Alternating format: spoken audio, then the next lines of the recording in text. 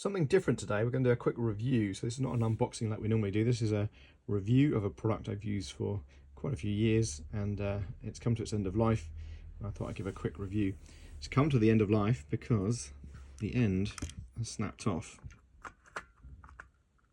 You can see that's where it would be. I could probably super glue it on, but this is a water carrier, this bit, so it might leak. I might try and repair it.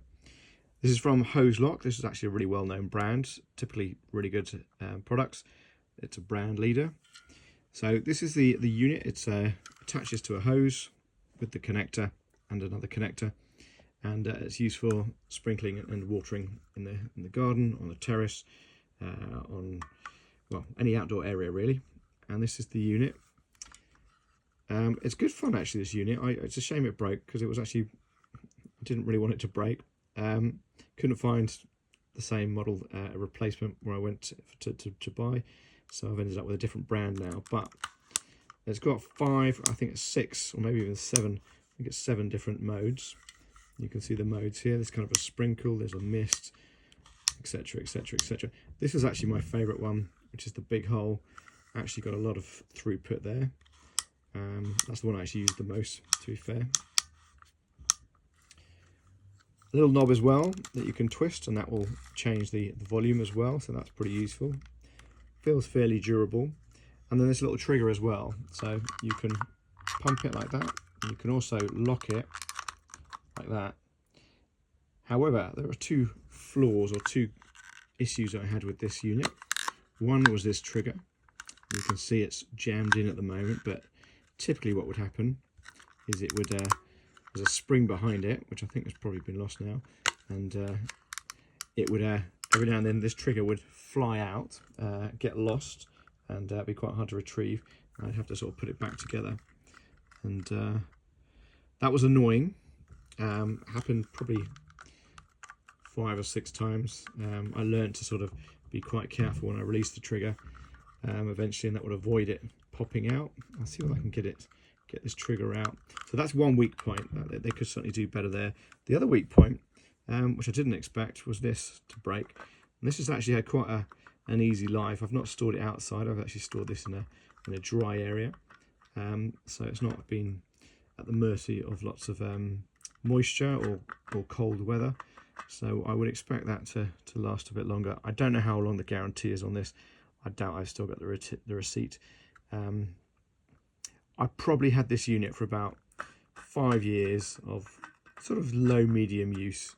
It's really just for watering plants, really, that's it. So I wouldn't have expected it to break. It's not had a really hard life. And again, being spending most of its life indoor and not in use. So anyway, would I recommend it? That's what it comes down to. I would actually recommend it. I mean, despite this flaw and this flaw, I really liked it. The one I've replaced it with is a lot simpler, different brand, actually does the job pretty well, but it's not as nice a unit. So I'd recommend this. I'm going to give it an 8 out of 10, but for build quality, I'm going to give it a 7 out of 10. But I think if you're in the market for something like this and you need lots of different variations on the water control, I would recommend going for the Hozelock brand, and this device in particular as well, with 7 different settings.